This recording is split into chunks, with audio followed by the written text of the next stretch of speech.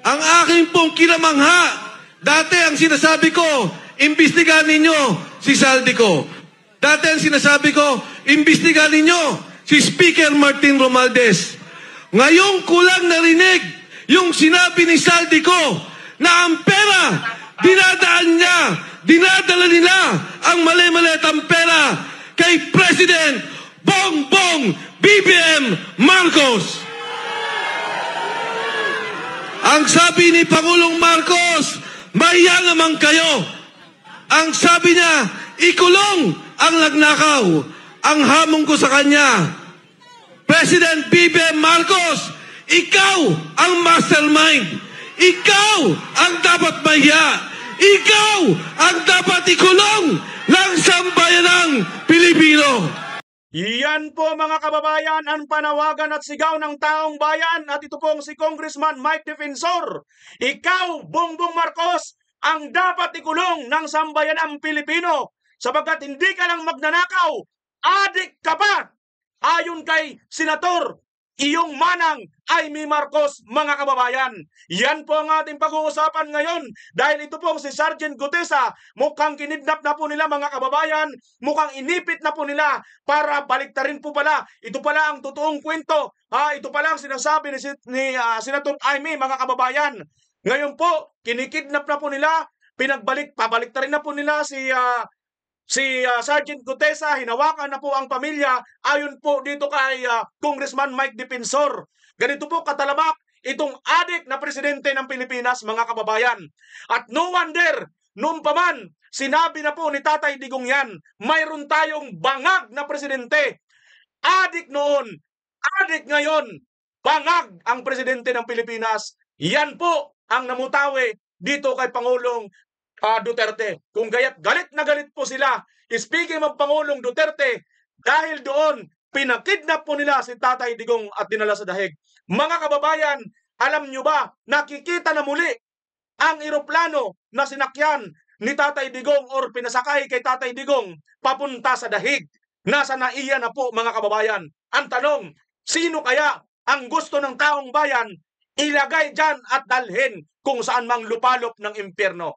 Mga kababayan, sa tingin ninyo sino kaya? Pagkatapos nito mga kababayan, mayroon po tayong good news kay Tatay Digong from dahig po mga kababayan. Maririnig po natin dito sa videong ito. At bakit po may mga videong kumakalat? Ang mga tangke po papunta na ng Ilocos mga kababayan. Ano po ba ang ibig sabihin nito? Punong-puno po ang ating video ngayon at ang huli ninyo mapapanood ay ang full speech ni Senator Amy Marcos. Nakuha po natin, pinalad po tayong na-download po natin ang buo. Kaya't mga kababayan, makikisuyo ako sa inyo. Sa lahat po ng hindi po nakakuha at nakapanood ng buong speech ni Senator Amy Marcos, tutok po kayo dahil ipapalabas ko po dito nang wala pong interaksyon. Tuloy-tuloy po natin mapapanood para inyo pong makopya at inyo pong ma-download. Okay mga kababayan, yan po ngayon ang ating pag-uusapan. Ngunit bago yan, sa ngayon pa lang po nakabisita sa aking channel, ay inaasahan ko po na patuloy nyo po akong susuportahan dahil kami po, mula pa noon, naninindigan kami ng aming pag-support kay Tatay Digong ay dahil sa prinsipyo at hindi dahil sa bangag na prinsipyo, mga kababayan. Kung gusto ninyo ang bangag na mga vloggers, magsilayas kayo rito. Pero kung ayaw ninyo sa bangag, kasama nyo kami. Kaming mga supporter na naniwala noon sa isang matandang Duterte na hindi kami bumitaw sa kabila ng matindi pong banta sa amin na mga vloggers, mga kababayan. Salamat po sa inyo. Mula noon hanggang ngayon, walang bumibitaw po sa atin. Tayo po ay totoong supporter ng mga organic at hindi bayaran. Kailanman. Kaya kayo po ang isa sa tinatanawan ko ng malaking utang na loob at dahil dyan, nagpapasalamat po ako sa Diyos. Mga kababayan, tuloy na po natin ang atin pong gagawing reaction video. Ito po mga kababayan, ituloy-tuloy na po natin itong sinasabi ni Congressman Mike Defensor.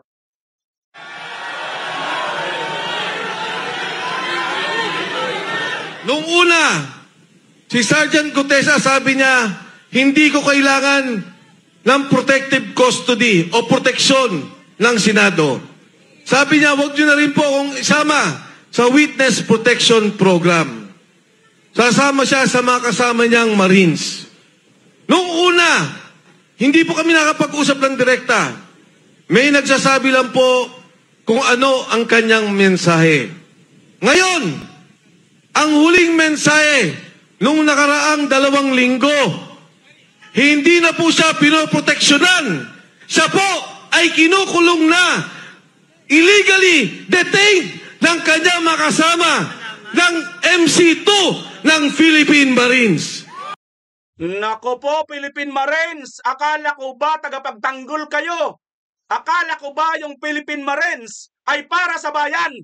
Huwag po kayo sana maging para sa bangag, Philippine Marines. Ayon ito kay Congressman Mike Defensor. Saan pala talaga kayo? Para ba kayo sa bangag ng presidente na ito? Magsitigil kayo, itayo ninyo ang inyong dignidad. Kayo na lang ang inaasahan ng taong bayan sana, ngunit sinira nyo pa dahil dito sa bangag na Pangulo ng Pilipinas na Marcos. Ibang klase ang Marcos ngayon. Hindi lang magnanakaw. Sudik pa! Grabe, mga kababayan. Tapos susuporta ka pa? Tapos yung mga aso ni BBM ngayon, bumubula ang bibig. Alam niyo mo, ang asong ulol, bumubula ang bibig. Ano naman po ang aso ni BBM? Pag bumubula ang bibig, ano po ba ang ibig sabihin? Kayo na sumagot, mga kababayan.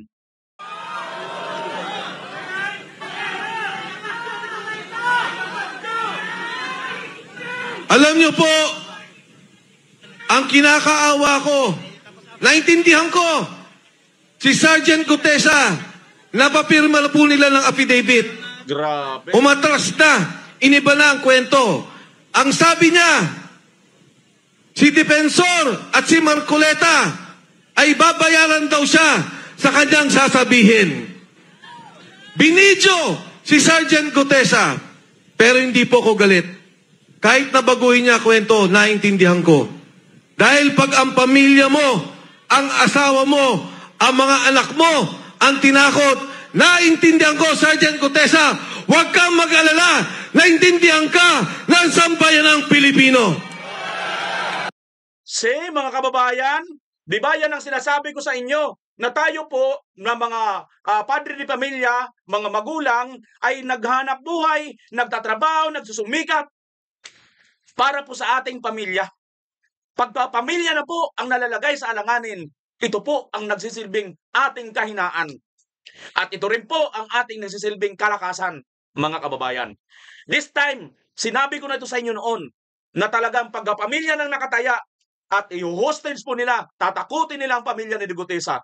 Kahit gaano pa katindi, kalakas at katatag ng prinsipyo ng isang mabuting marin na katulad ni Gutesa, mahihirapan po talagang tumindig sapagkat may pamilya pong nakataya. Tugma, nagkatotoo po ang aking sinabi noon, mga kababayan, sa mga nakapanood dito ng ating reaction about kay Gutesa noon. Nung una rin po itong sinabi ni Senator Amy Marcos na babaliktad daw po si Gutesa. Na siya naman po hindi nangyari na dumalo. Sapagkat kung dumalo yon at nag-zoom si Zaldico, doon na po. Dahil official po yun, mangyayari po, wala na. Tapos na po lahat ang kanilang kabulastugan. Tuloy natin. Ang aking apila sa mga nagkukulong sa kanya, pakawalan nyo naman po yung tao. Total naman, napapirma nyo na. Nagbago na ng salita. Total naman, na-video nun niya. Na sinasabi na iba na ang kanyang salita. Na hindi na siya nag-deliver kay Martin Romualdez. Pakawalan nyo na po yung tao. Dahil yung tao, hindi na kinabang kahit 5 sa kawalang yan, sa korupsyon na nakikita natin sa gobyerno. Yung kay Sergeant Gutesa, konsensya. Nalulunod yung kanyang kamag-anakan. Yung mga kasama niyang sundalo, nalunod yung pamilya sa Bicol, binabaha, nawalan ng negosyo, nawalan ng pangkabuhayan. Pero ni 5, hindi ang kumita. Hindi ang congressman, hindi ang senador, hindi ang kontraktor, hindi ang DPWH.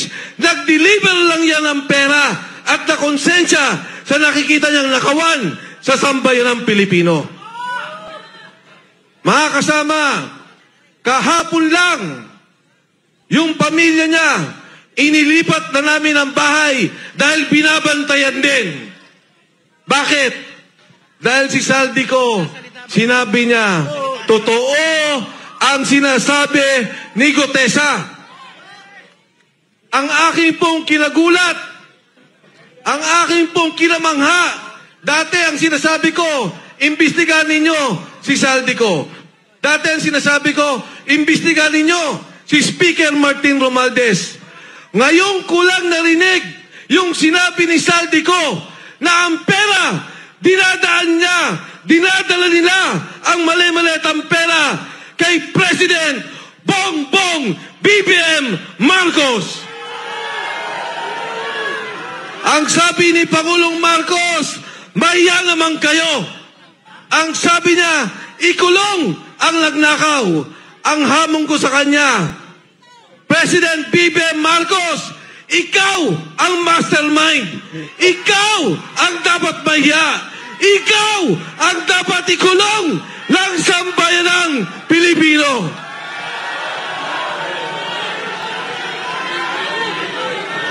Ngayon, sasabihin nila, ang sabi po nila, Saldico, umuwi ka, harapin mo ang kaso.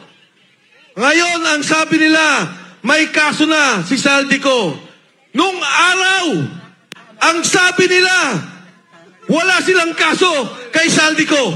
Nung sila na ang tinuro, Speaker Martin Romualdez, President Bongbong Marcos, biglang nagkakaso, biglang papauwiin dito. Para ano? Patahimikin? Para ano? Pabaliktarin? Para ano?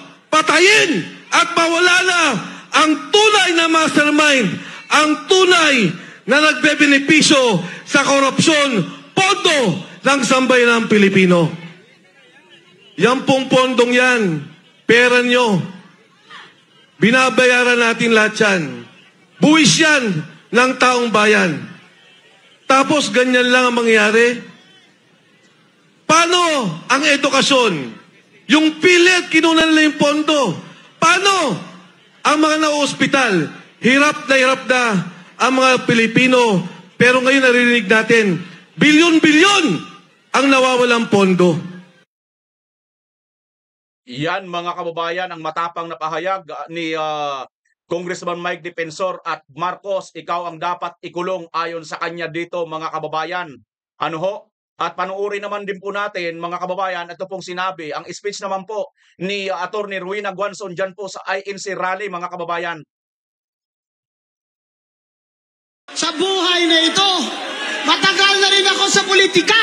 Sa tiyan pa lang ako ng nanay ko. Nag-commissioner na ako sa COMELEC.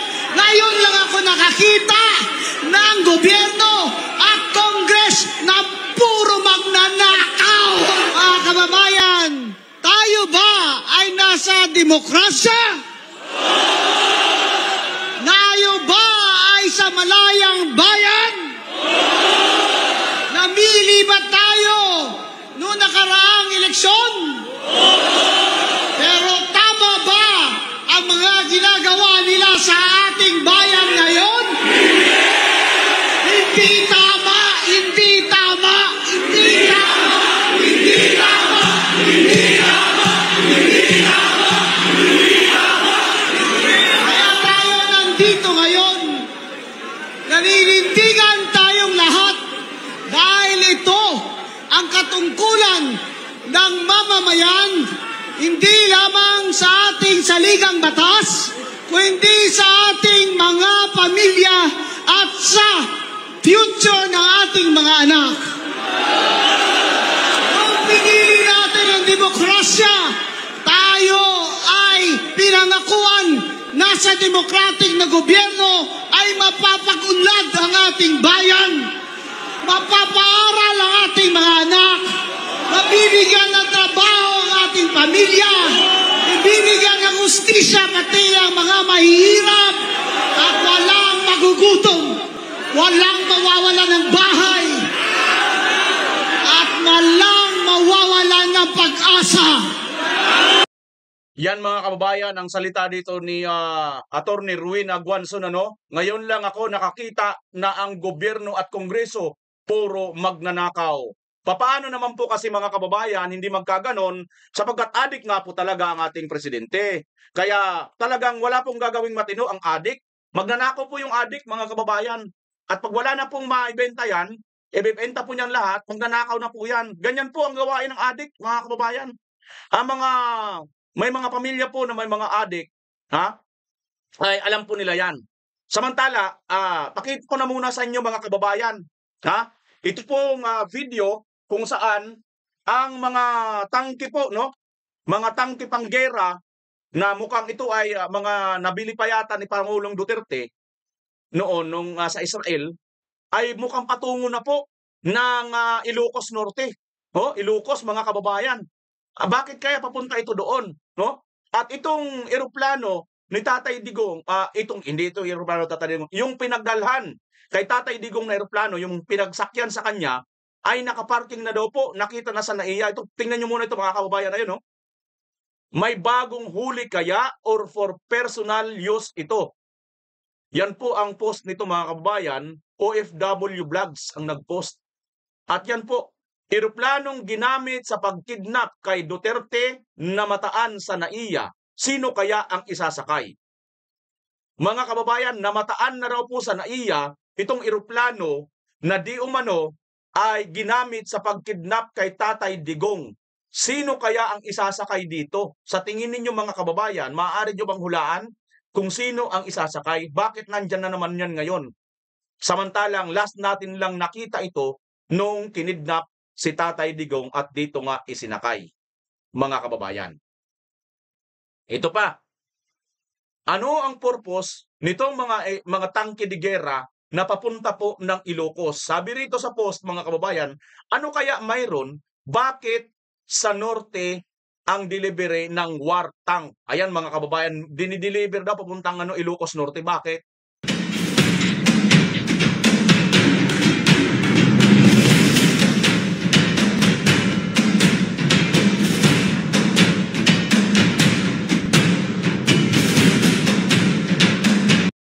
Ayan mga kababayan, ito pong mga tangke panggera ay papunta daw po ito ng Ilocos. Ano ba ang dahilan? Bakit sa Ilocos po ito dadalhin mga kababayan?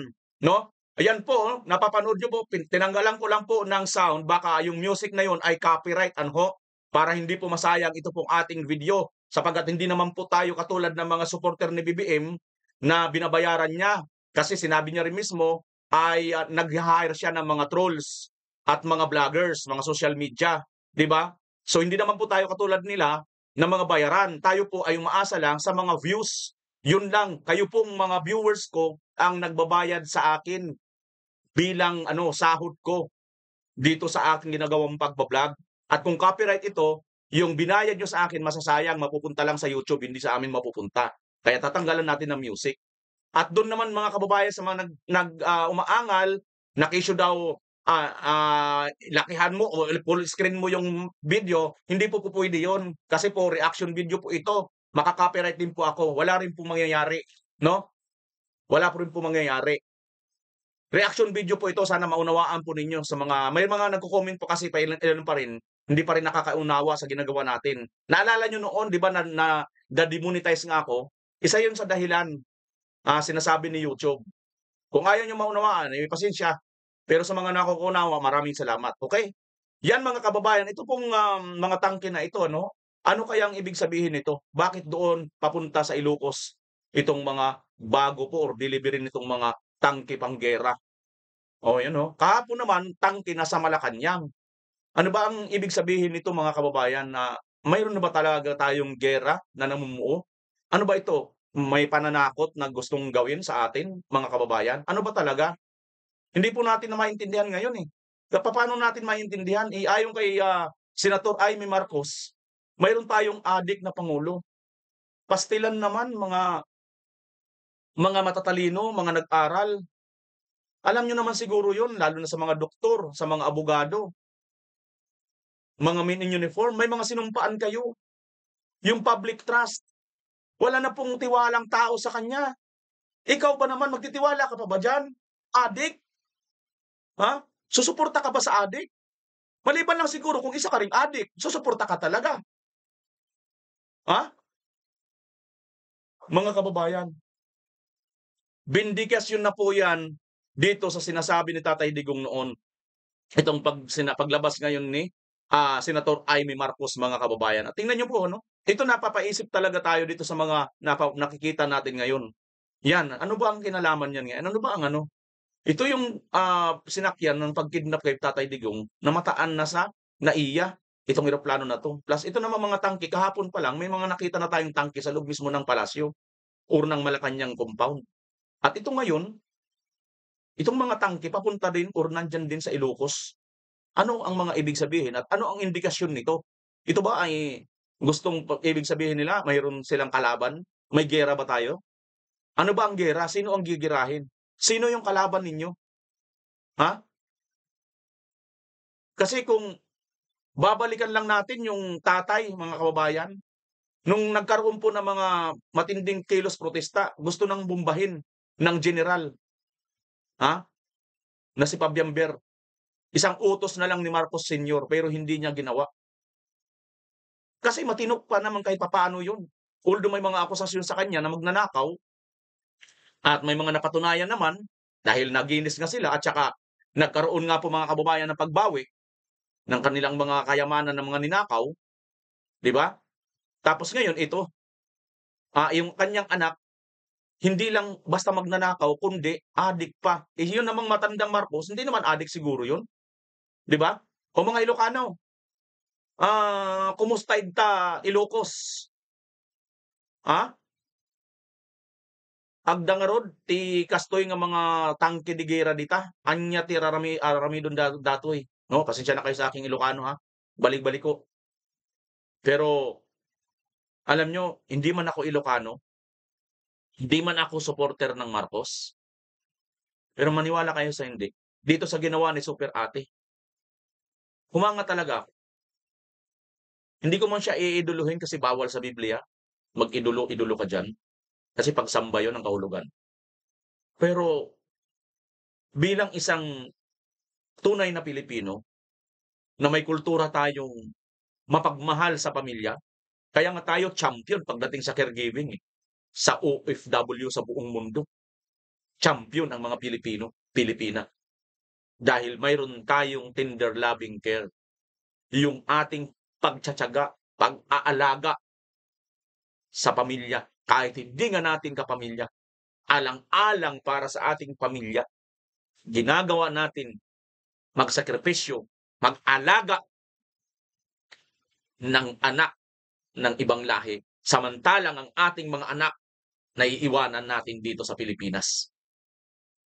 Ganyan po tayo magmahal. At ganyan malamang ang naramdaman ni Super Ate Marcos. Ako'y humahanga ng malaki. Dito talaga, sorry to say, sa mga galit sa mga Marcos, ako, ilalaban ko at handa akong sumuporta kay Amy Marcos dahil sa ginawa niya na ito, mga kababayan. Dahil dyan, ito po, panoorin ninyo ang sinasabi ni Tatay Digong noon. Adik tayo na presidente. Yan. Ako, Mr. President,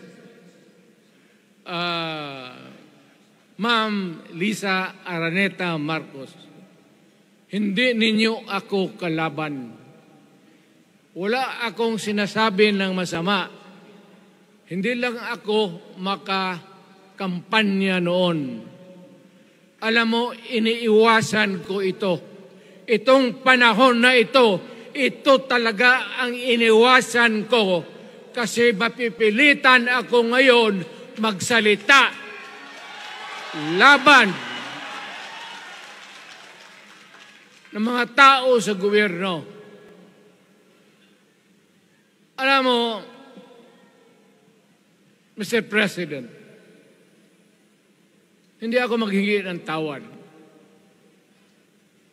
Kagawan mo yan eh. It is your responsibility sa sarili mo. What you do in this world binds you. Iyo yan. Huwag mong sisihin ang ibang tao kasi sarili mong utak at katawan yan.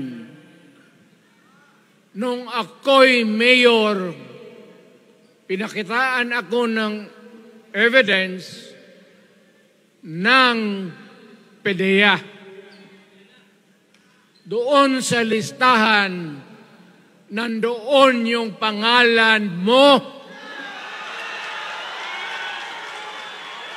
Ayaw kong sabihin yan kasi magkaibigan tayo. Kung hindi magkaibigan, magkakilala. Ikaw pumapasok kayo ng alanganin. Mr. President, baka susunod ka sa dinaanan ng tatay mo. Diyan ako takot. Ayaw ko mangyari sa iyo yan. Pabor lang, ako namang nagmamakaawa kasi it will divide the nation at madugo itong panahon na ito. Bongbong bangag yan.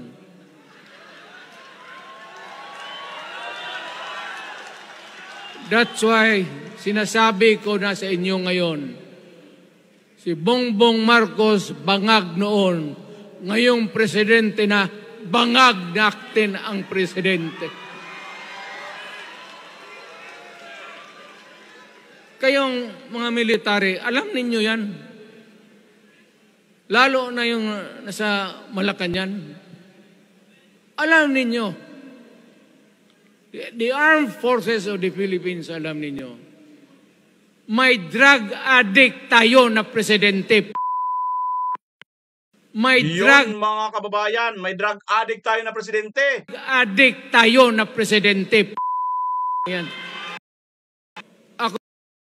May drug addict tayo na presidente, mga kababayan. Bangag si Marcos Jr. At yan po ang sinabi ni Tatay Digong. Kaya siya po ay pinakidnap po ng addict na ating presidente. Panoorin niyo, mga kababayan, ang good news kay Tatay Digong. Mula po sa Dahig.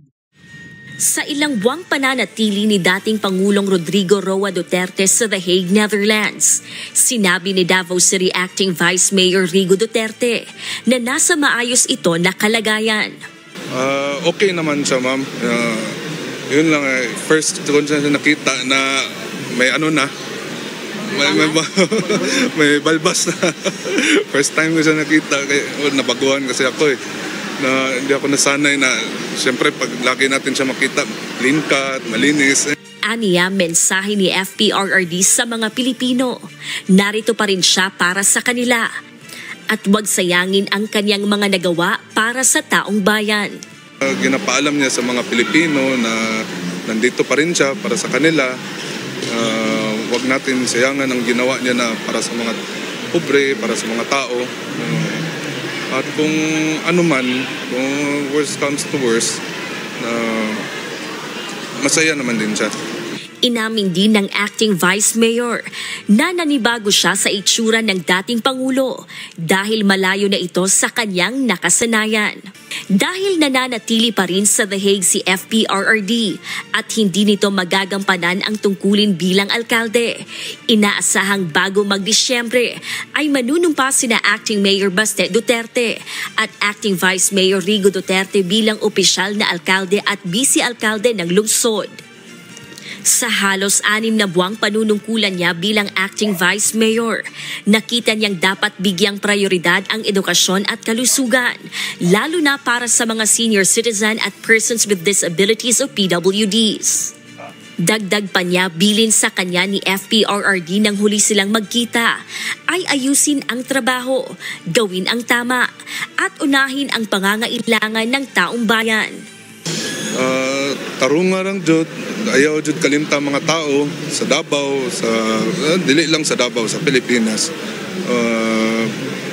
Gi-advise pod niya kay bago pamangko na Vice Mayor o unsa kinahanglan sa Davao buhata na unsay tama buhaton.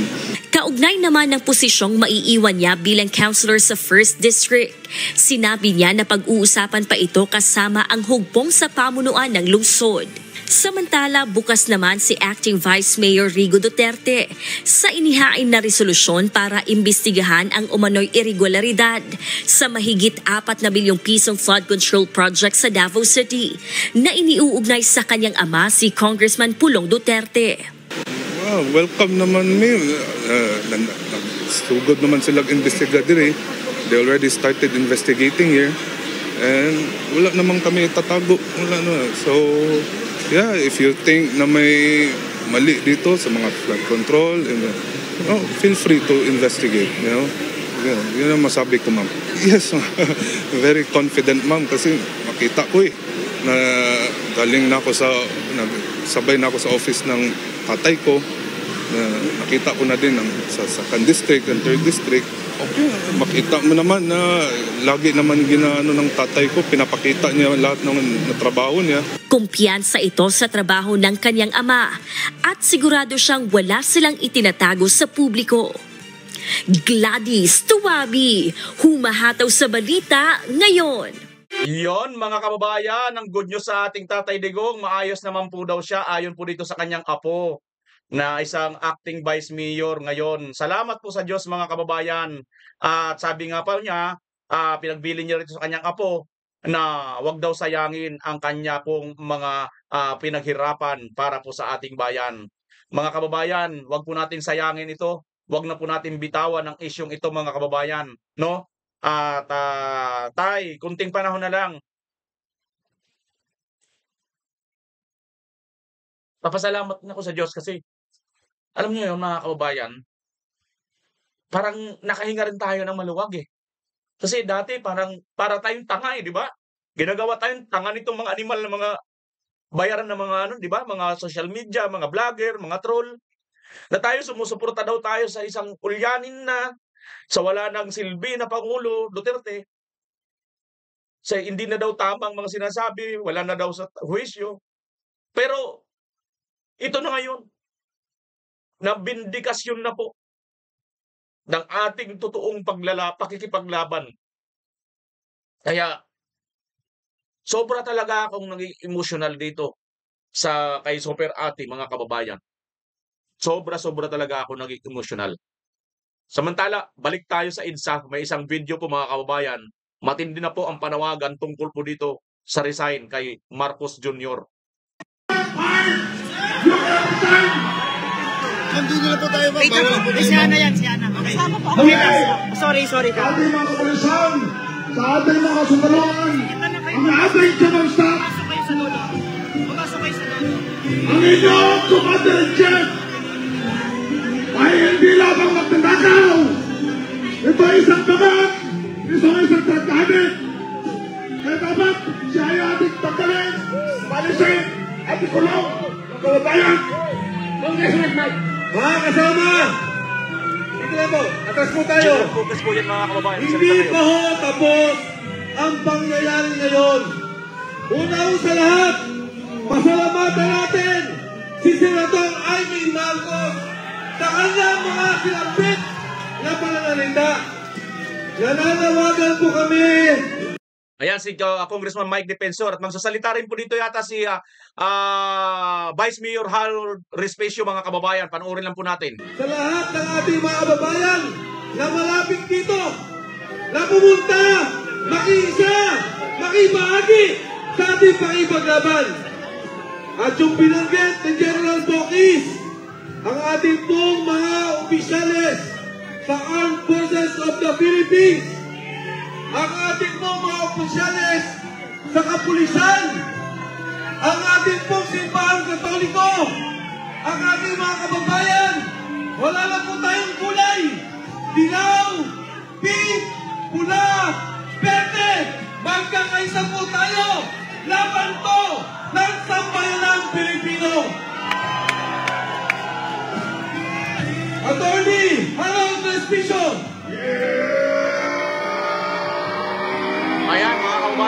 ni Harold. Bakit Ilocano dito? Ganito kayo manyag! Wow, narito yung maset! Meron ba mga Ilocano dito? Hawakan! Hawakan, Ilocano! Meron ba mga Ilocano dito? Ako si Atty. Harold Espino. Totoong Ilocano. Kita nyo naman sa aking balat. Paisa, oh. At yung mga Ilocano dyan, nakikita ko kayo kahit madilim. Kumitira kayo. Yan! Ang sabi nila, meron daw solid dark. Ako na mismo ang nagsasabi sa inyo, ang solid dark, narito na sa EDSA!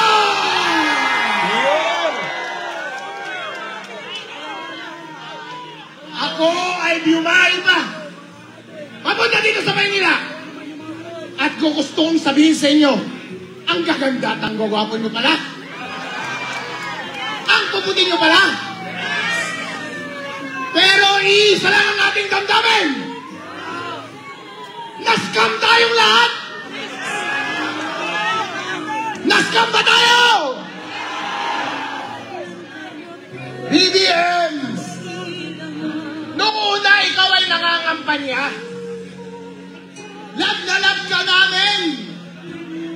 Dahil sa wakas, ibabalik mo ang dignidad ng mga Ilocano. Ilang dekada kami ay nahihiya. Dahil kapag sabihing Ilocano, sino ang maririnig mo na politiko na malakas na galing norte? Marcos.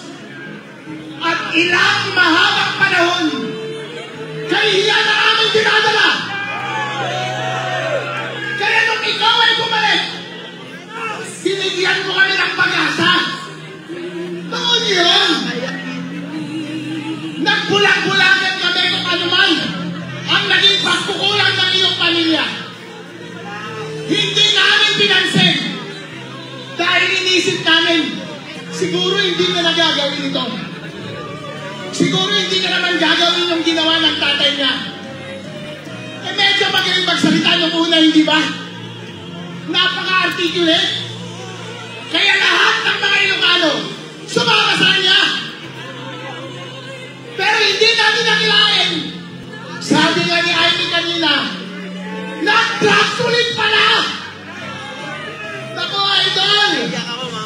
Kaya pala, pagkatapos mong manalo, hindi ka na namin narinig yung lakas ng iyong hila, ng lakas ng iyong politika. Biglang nawala nung ikaw ay umupo na. Sino ang aming nakita mo ka? Si Tambalasios! Hindi yan ang sinuportahan namin! Lahat ng hinawakan nila, lahat ng ginawa nila, puro pagkalakaw! Anong nararamdaman namin?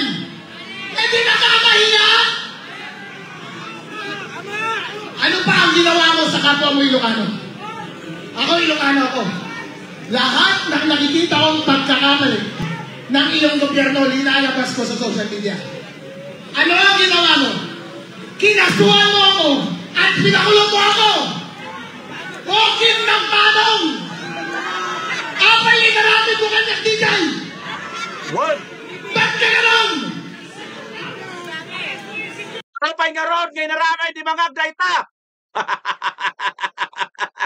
Shout out, nakita Ilocano ta!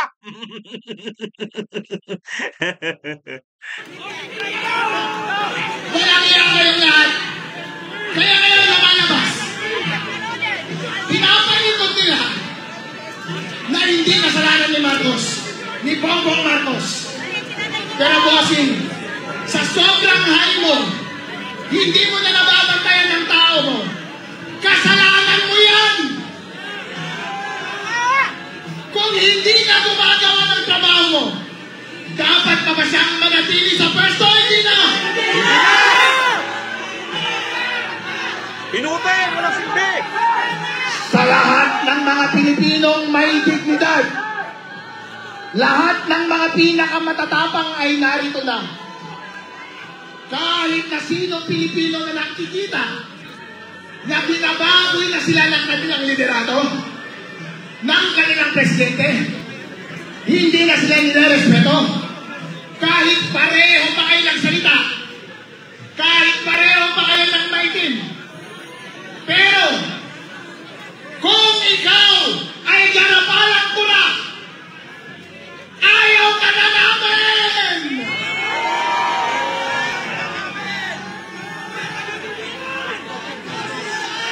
Marcos resign! Marcos resign! Marcos resign! Marcos resign! Marcos resign! Marcos resign! Mga kababayan, tapos na ba ang paghihirap natin? Ano ang panawagan ni Amy Marcos?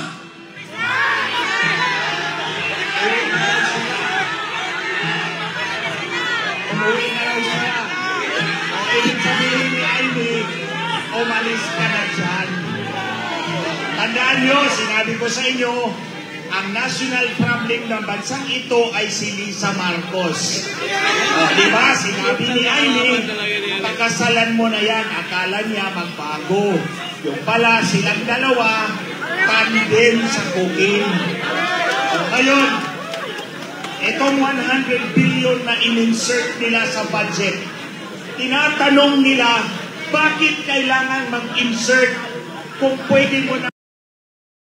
Yan mga kababayan, ang panawagan ng taong bayan at sinabi na ni Super Ate, Ading, umuwi na tayo sa Ilocos. Sunduin na tayo. Ayun na, mayroon ng mga tangke ngayon sa Ilocos. Ading, kaya umuwi na tayo roon. Yan mga kababayan. At ito na po, ipapapanood ko na po sa inyo ng buo ang video ni Senator Amy Marcos. Dahil dito sa kanyang ginawa, ay lumaki po ang aking paghanga sa taong ito at sa Marcos na pangalan. Kahit papaano, nagsilbing tagapagligtas ng Marcos name ang isang Amy Marcos, mga kababayan. Dahil lubog na po sila. Siguro, bumaba man ang history, matapos man ang history nitong Marcos, na itong ating Duterte Marcos ngayon, pagdating ng araw, mayroon pa rin pong mababanggit na mabuti sa Marcos dahil yan sa isang Amy Marcos. At hinahangaan, sinasaluduhan ko po yan.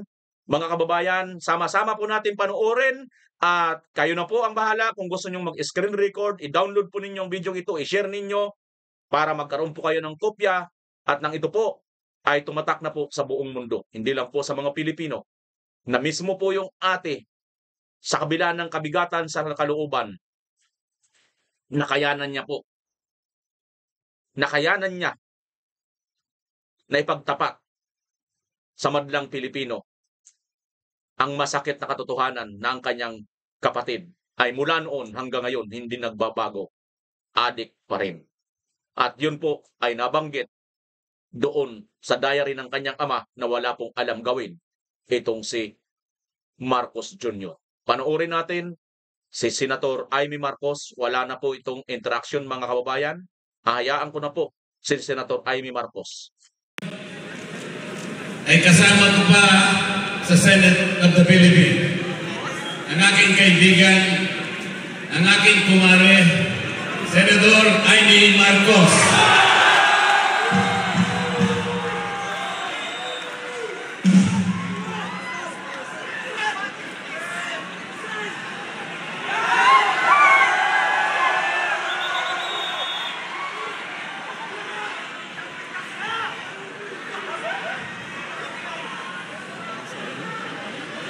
Magandang gabi po sa inyong lahat, mga mahal na kapatid. Palakpakan po muna natin, mga kababayan, si Senator Amy Marcos. Comment nyo po sa comment section. Palakpakan po natin si Senator Amy Marcos dahil isa po itong napaka-noble. Isa itong kahanga-hangang gawa ng isang senadora, Amy Marcos, na nakayanan niya na isa pong napaka-imposibleng magawa sana. Pero wala po talagang imposible. Paminsan-minsan, gusto pong kumilos ng Diyos. Kumikilos po talaga ang Diyos eh. Kung mayroon ka talagang mabuting puso, hindi ka po talaga po pwedeng hindi mo magawa ang dapat mong gawin. Mga kababayan, pasensya na kayo. Hindi ko lang maano ko talaga dahil sobra talaga akong na-amaze dito sa ginawa ni Senator Amy Marcos. Kasi parang ito na yun eh. Ito na yun. Ito na yun. Ito yung ating sinisigaw at ipinaglalaban. Siniwalat na ni Super Ate. Ay kasama ko pa sa Senate of the Philippines ang aking kaibigan, ang aking kumare, Senator Amy Marcos.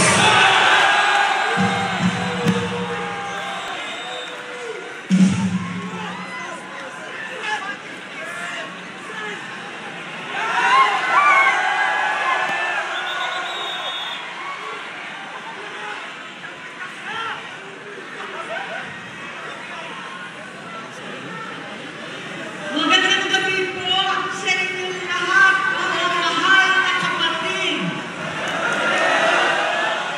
Ka-Israel, ka-Bien, ka-Ertz, ka-Arnel, lahat ng ating minamahal na kapatid.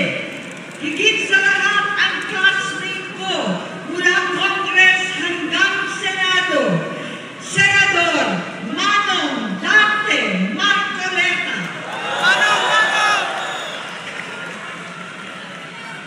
Napakahirap po ang pumunta, tumayo at magsalita sa inyong harapan.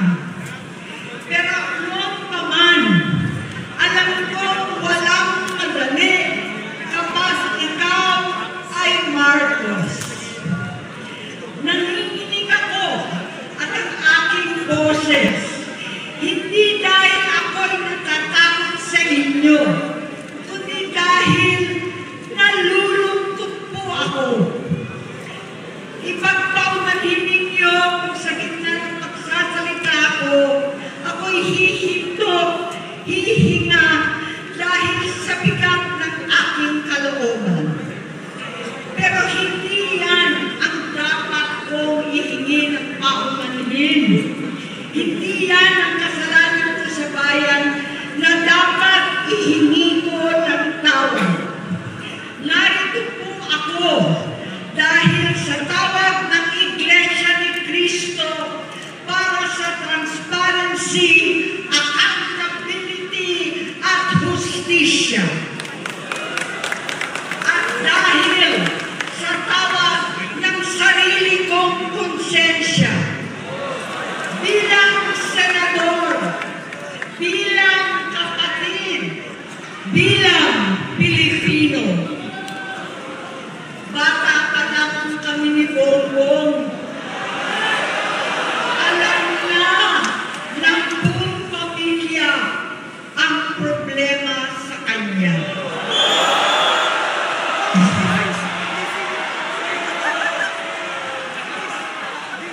Totoo lang, mababasa naman ng lahat ang mga testimonya ng aking ama patungkol sa kanyang ugali at gawain.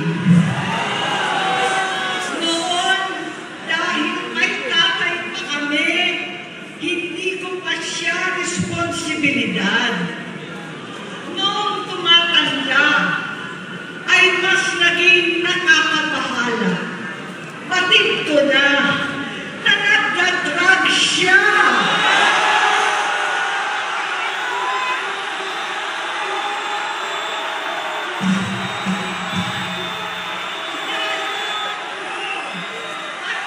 Pamilya, nalaman ng pamilya, seryoso ito. Minsan, kami ng Presidential Guard at Metro Golfa ang naglilinis tuwing nagpa-party po sila.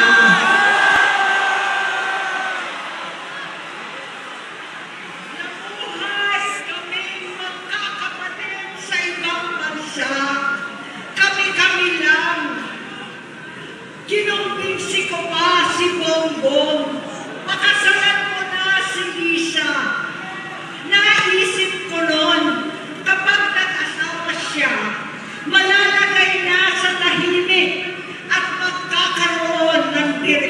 eleksyon. Ang laki ng pagkakamali ko. Mas lumala ang kanyang paglulong, magkalulong sa droga.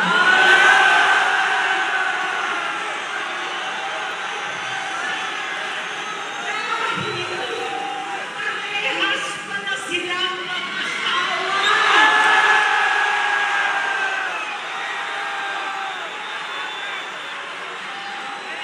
Naging gobernador siya ng Ilocos.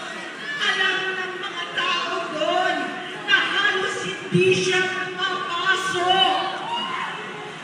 Tuwing kukumprontahin ko siya, ay nagsasabi siyang magbabago na siya, aalisin na niya ang bisyo.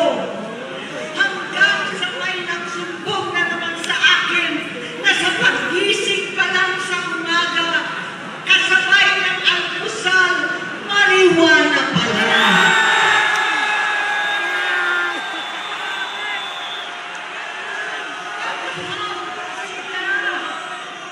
Lahat sila nagiinuman at gumagamit ng cocaine. Kasama ng asawa at barkada. Tulad ng ama ko, kinastigo ko ang mga barkada niya. Ang nasirang si Bong Dasa, si Edwin Cruz, Inigo, Tony Boy, Sam Anton, alam po ninyo yan. Paano nagre-resign na sa takot ang mga pulis nila at staff dahil sa lumalalang bisyo? Inayos ko sila dahil gusto niyang ituwid ang buhay niya. Gusto niyang mag-vice-presidente. Hindi siya pinalad at lalo nagkaroon ng oras para sa bisyo. Simula noon, naging malabo sa amin ang lahat. Kaysa mag-away, bigla na lamang lumayo ang loob namin sa isa't isa. Noong 2016, kasabay ng kampanya ni dating Pangulong Duterte laban sa droga, lumabas ang pangalan ni Bongbong sa listahan. Nakasama siya sa listahan ng mga celebrities, mga artista, Maricel Soriano at iba pa. Masinsinan kong kinausap si Pangulong Rodi. Halos manikluhod ako. Sinabi ko ayon sa kapulisan, dapat unahin, usigin ang mga pusher at saka na lamang sagipin ang mga user. Naligtas si Bongbong. Labis ang takot ko at pag-aalala. Kinausap ko siya at nagsabi siyang talagang siya ay nagbabago na. Muli at lagi, hindi ako nawalan ng pag-asa. Ako'y naniwala ulit. Mula noon, ang natatanggap ko na lang na balita tungkol sa kapatid ko ay regular na magpapadoktor. Kaya kumalma naman ako. Inisip ko, totoo, dahil nakopera na ang tuhod niya sa gout. Siguro, totoo na ito. Hanggang nito, nalaman ko na tuloy ang paggamit niya sa mga party na garapalan naghahain ng droga. Pinagmamalaki pa ng mag-asawang kayang-kaya nila ang microdosing ng cocaine. Hati-hatiin daw para 4 na beses sa isang araw. Hindi mabibisto. Ang pagpapadoktor, pinalabas nila ang pag-stem cell. Nagpapaligtad ng dugo, nagpapa-blood transfusion. Kayang-kaya raw, hindi ko maintindihan ang pinagsasabi. Noong 2021, kahit papano, nagkikita kami at nagkakausap. Sumumpa siya sa aking talagang hinintunan niya na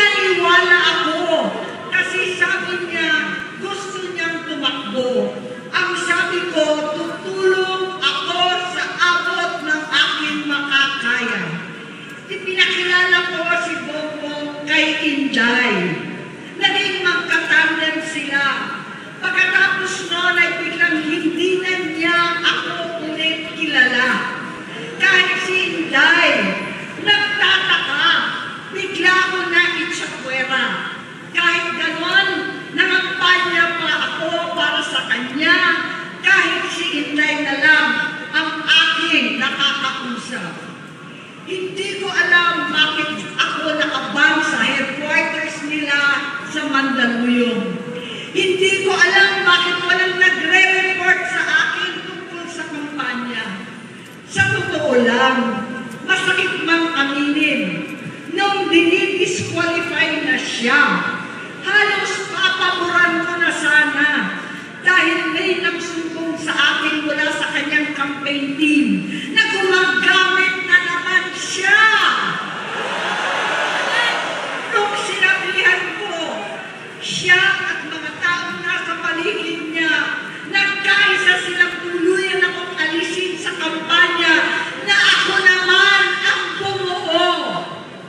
Sinabi nilang gusto ko na siya ay mag-disqualify para ako ang pumalit. Hindi totoo yun! Iniisip ko ang kalagayan ng aking kapatid at paano siya magsisilbi kung ganyan ang kalagayan niya. Pero pinaparating sa akin na hindi siya lulong at minsan na lamang tuwing nagpa-party. Hindi ko maipaliwanag bakit gusto kong maniwala at hindi mawalan ng pag-asa. Noong nanalo siya, naging pinakamalayo na kami sa isa't isa.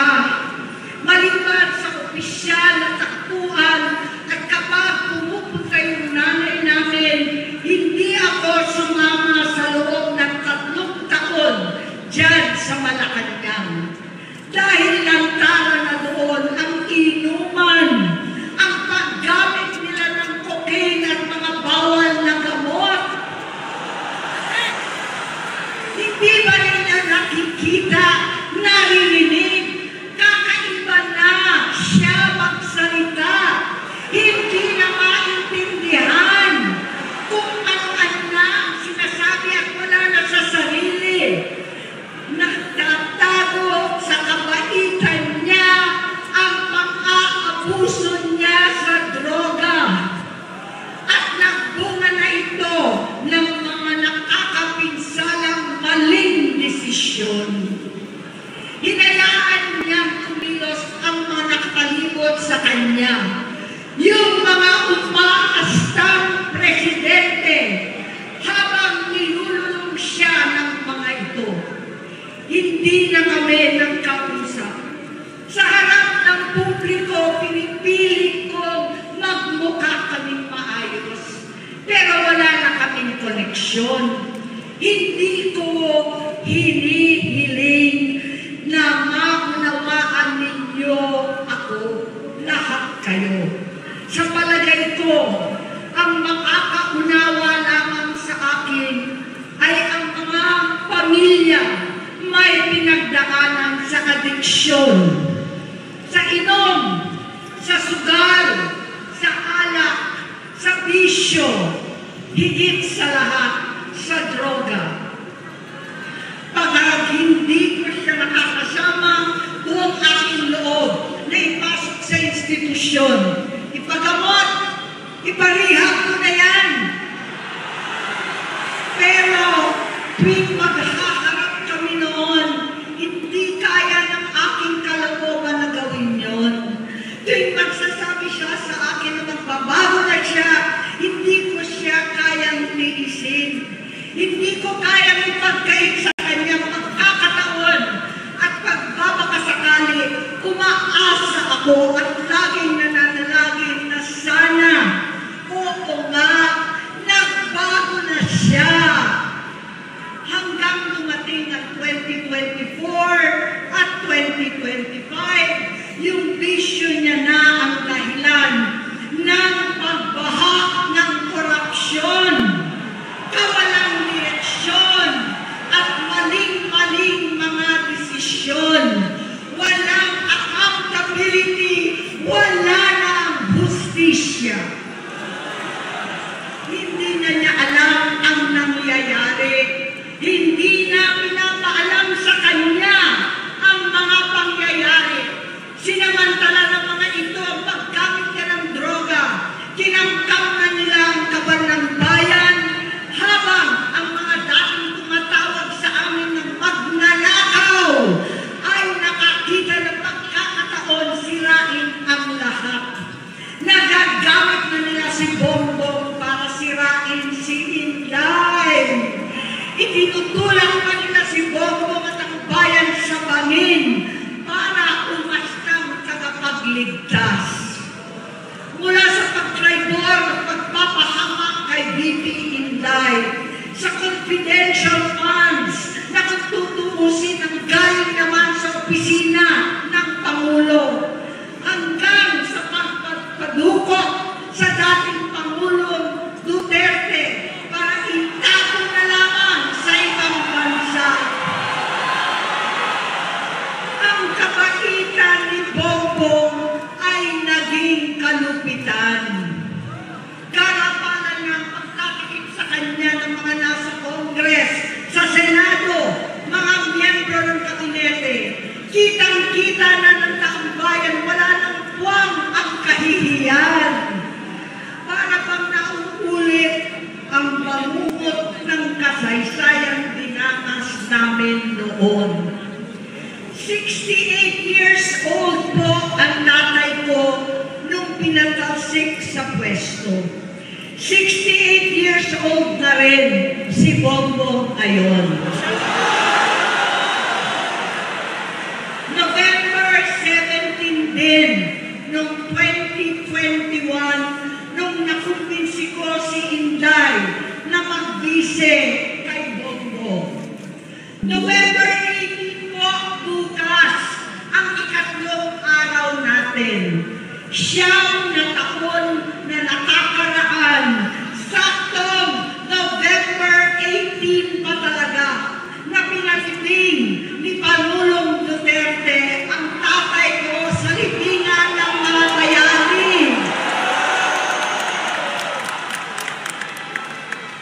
Halo-halo na ang aking nararamdaman, pero alam kong ito ang dulo at hangganan ng aking pagtitiis at pananahimik.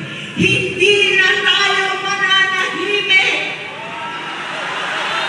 Dahil nalaman ko pati ang mga anak niya ay nagdodroga na. Pinasusuklaman ko pa ang pag-alok ng mag-inang si Sandro ng droga ang aking mga anak at iba pang mga kamag-anak. Yan ang hindi ko na mapapalampas.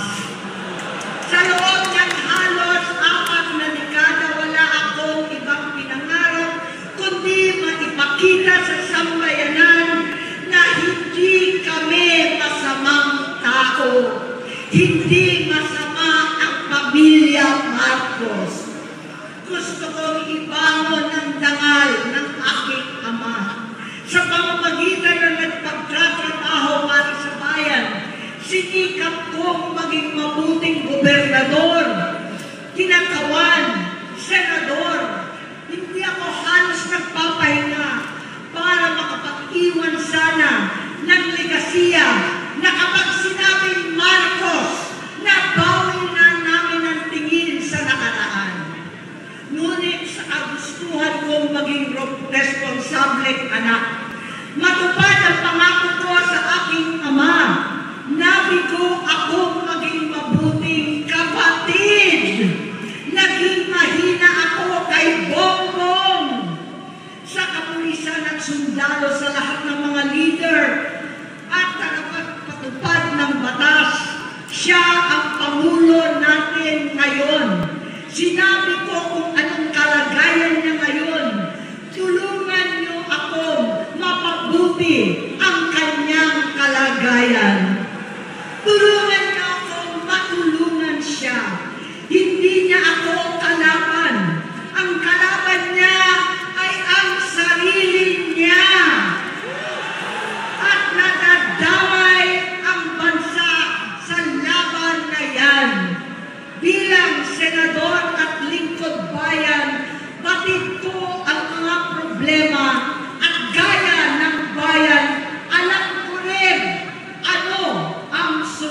korupsyon. Sa pagkakawatak-watak, patuloy na pamumulitika, pagnanasa sa kapangyarihan ng mga talunan naman, kaguluhan sa Mindanao, alanganing giyera sa China at Estados Unidos, kawalang pananagutan sa flood control scam, karapalan kahiman, panggigipit sa hindi kaalyado, pagkakanulo sa kapwa Pilipino, pagdakip sa dating Pangulong matandang may sakit upang ihagis lamang sa bansang dayuhan, pagsadsad ng piso, paglaganap ng gutom, paghihingalo ng ekonomiya, at pagsasawalang bahala sa taong bayan.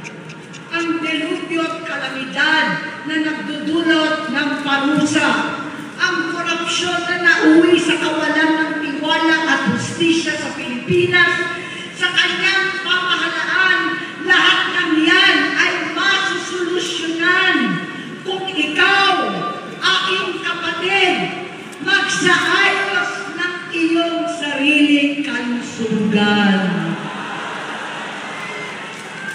Kapag humupa ang ingay sa politika, kapag umuwi na kami sa aming pamilya, hindi bilang senador, kundi bilang ate, bilang si Manang Aimee ni Bonget, kaya ito sasabihin sa harap ng taong bayan, sa harap ninyong lahat, at sa harap ni Bongbong.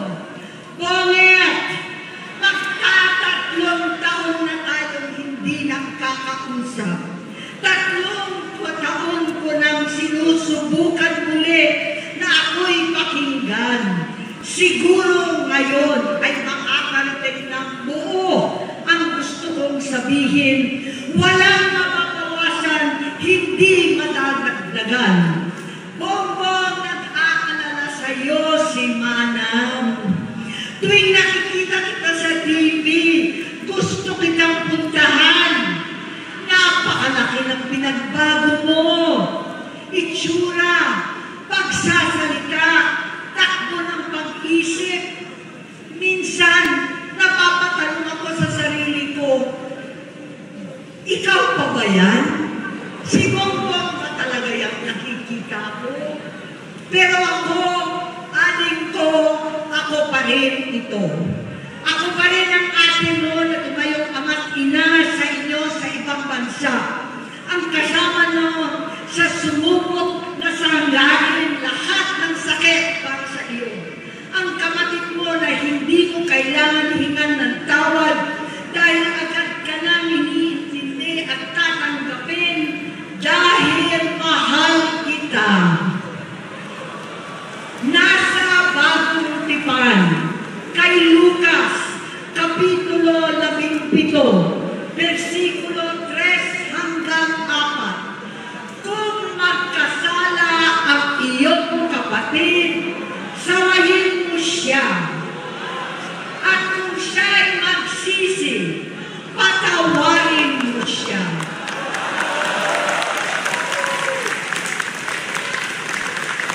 Tama na, ading ko. Tapusin mo na ang paghihirap mo at ng bayan. Gaya nung umalis tayo sa palasyo, kaya mo pa rin hawakan ang iyong kamay, huwag kang matakot. Malaki na ang dulot sa iyo ng droga. Sinisisi ko ang sarili ko dahil hindi ako nakinig sa mga sumbong. Hindi ako nakialam. Hindi ako maniwala. Pero hindi pa huli ang lahat. Tama na, ading ko. Magpahinga na tayo. Umuwi na tayo. Magpagamot, magpagaling at nangangako ako. Hindi ako malilinang, hindi ako magkukulang. Lahat ng kasama mo ngayon, hindi natin kasama sa pinakamadilim na bahagi ng buhay natin. Kasama mo sila ngayon dahil nasa taas ka pa. Ako,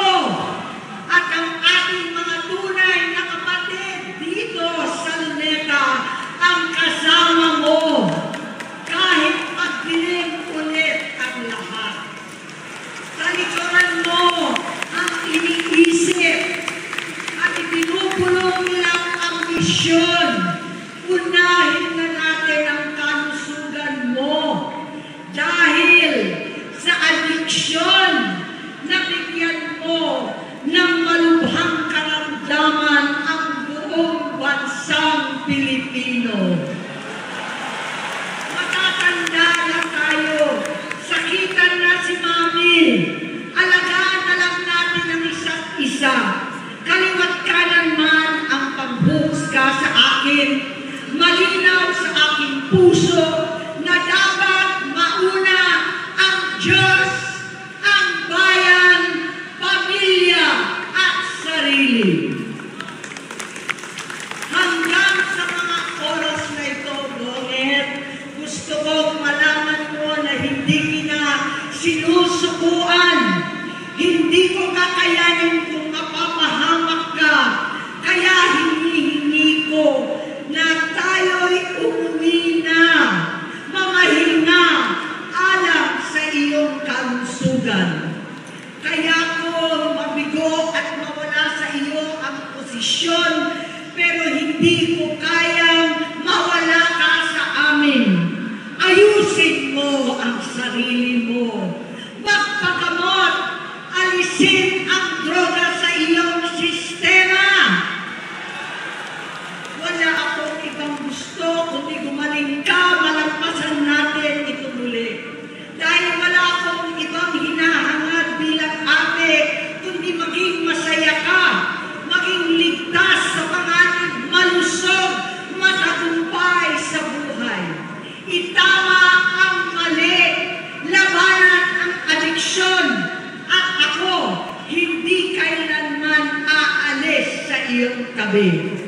Susuporta at hindi titigil manalangin kasama ninyo dito sa Luneta at sa buong mundo. Dahil iyon naman ang tungkulin at ibig sabihin ng salitang kapatid, kapatid, mabuhay kayong kapatid. Maraming salamat po, Senator